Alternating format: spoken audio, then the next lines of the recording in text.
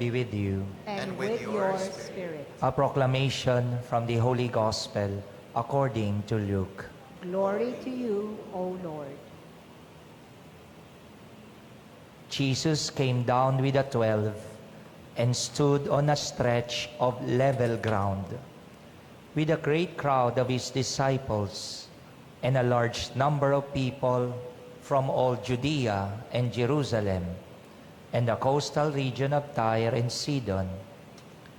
Raising his eyes toward his disciples, he said, "Blessed are you who are poor, for the kingdom of God is yours.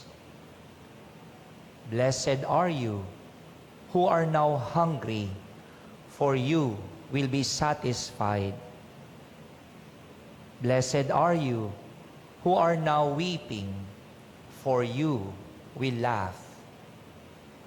Blessed are you when people hate you and when they exclude and insult you and denounce your name as evil on account of the Son of Man. Rejoice and leap for joy on that day. Behold, your reward will be great in heaven. For their ancestors treated the prophets in the same way. But woe to you who are rich, for you have received your consolation. Woe to you who are filled now, for you will be hungry. Woe to you who laugh now, for you will grieve and weep. Woe to you when all speak well of you, for their ancestors treated the false prophets in this way."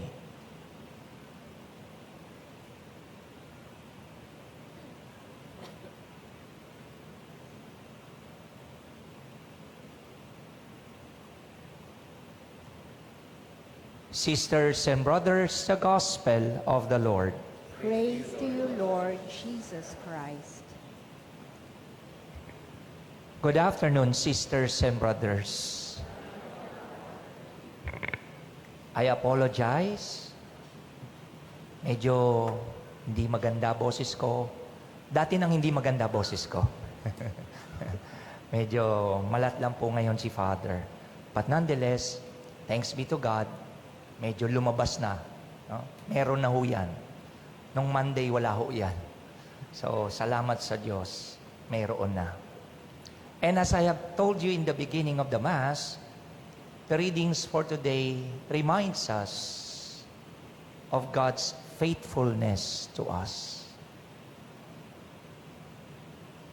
God can be trusted because He is faithful.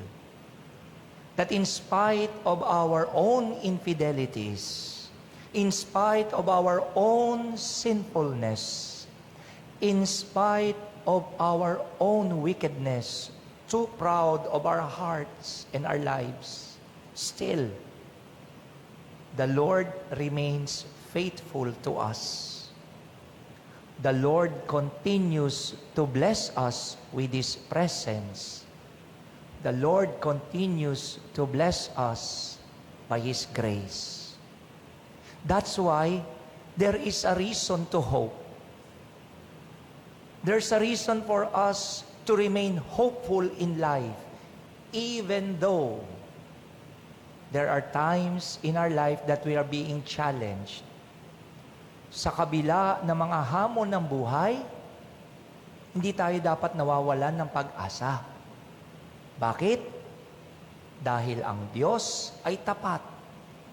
Ang Diyos ay maaasahan. Which begs us that question. If you look into your heart, if you look into your heart today, and if you'll just be honest and truthful, what is it that you really desire in life? What is it in your heart? What is it that you really beg the Lord for? See, the heart is the center of all order in our life. Ang puso ng tao, ang puso natin, yan yung pinakasentro ng kaayusan ng ating buong pagkatao. In our hearts, we learn to hear and listen to the Lord. Which is the beauty of that is that the word heart, di ba? If you look intently, in the middle of the heart, there is the ear. Yeah. Our hearts can hear. It is through our hearts that we could listen to the voice of God telling us, it's all right. I am with you. So the question is, anong pinakikinggan mo? Saan nakatuon ang pandinig ng puso mo? What is it that you listen to in life? In the gospel reading there, if you heard and if you listened intently, the way Jesus spelled out what it means to become blessed, it is not what we used to hear and know. Iba yung pamantayan ng blessing ng Panginoon. But in life, you know that good things happen to bad people. Bad things happen to good people. Yung mga tao nagsasabi, ganun din naman pala. Sana magpakasama na lang ako. I still experience the same pala. Di doon na lang ako sa, di baling ganito na lang ako. I'll go back to the responsorial psalm. Not so the wicked, not so. They are like chaff which the wind drives away. For the Lord watches over the way of the just, but the way of the wicked vanishes. If you continue on the path towards destruction, towards bad things, if you continue to become a wicked person, poof, parang boses lang ni Father na wala na. It vanishes. But for someone who trusts in the Lord, he is like a tree planted near running water, yields its fruit in due season, and whose leaves never fade.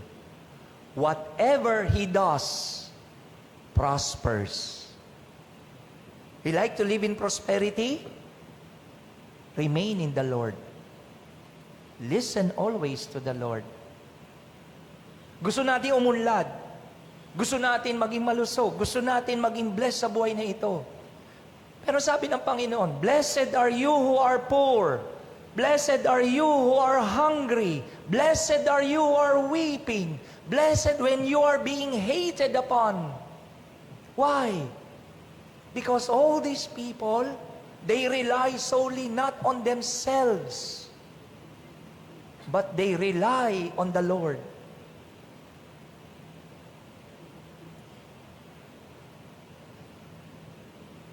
Do you know yung greatest problem natin ngayon?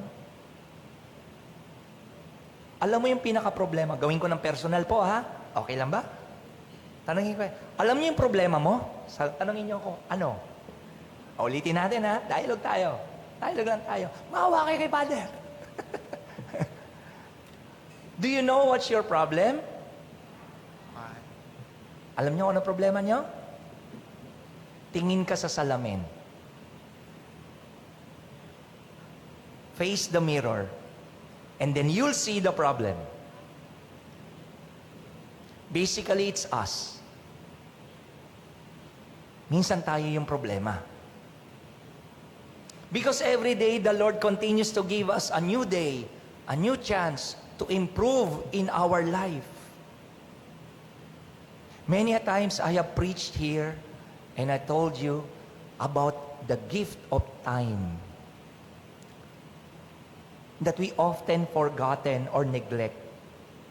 Nakakalimutan natin yung biyaya ng oras. Ang oras na lumipas, hindi mo na maibabalik yun.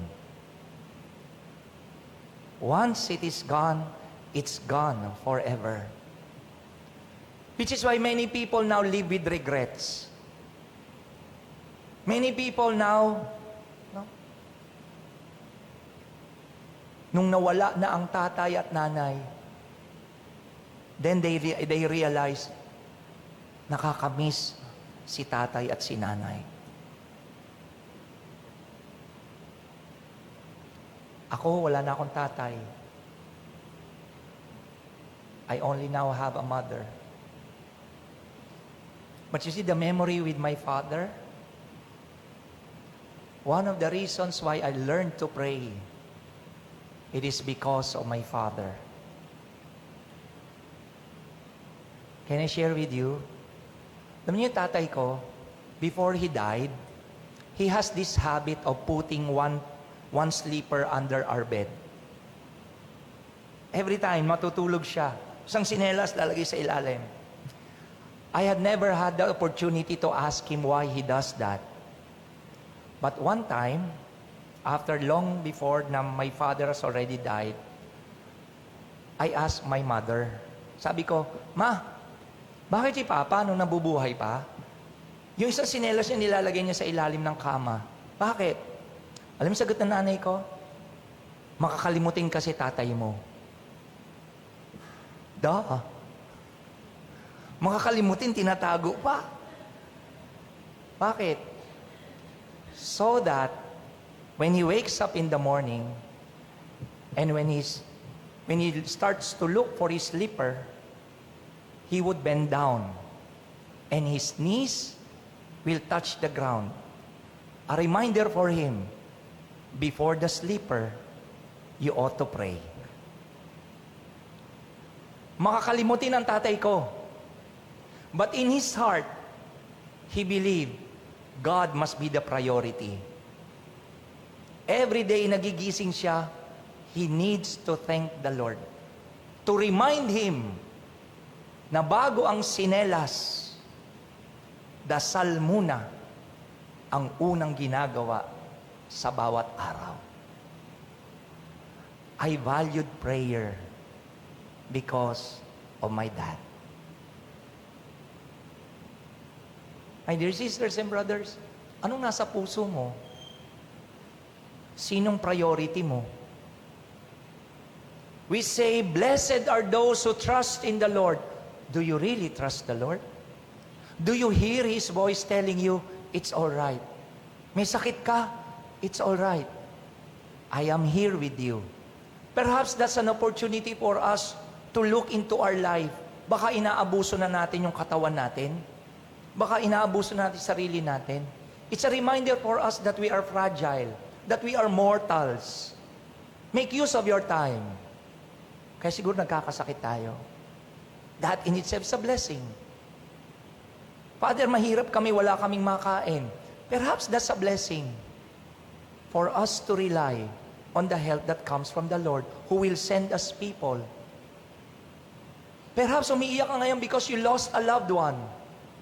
Perhaps that's a blessing for you to take care of those people around you who love you the most, to make time for them.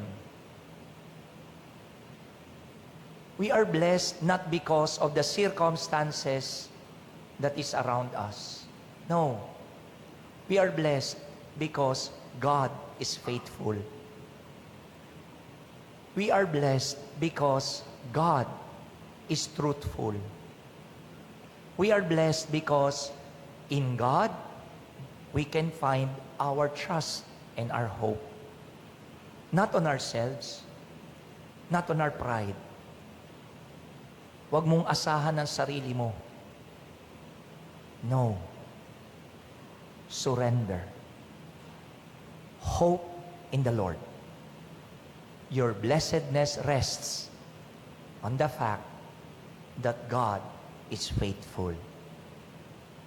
You are blessed because you place your hope and trust in the Lord. Amen.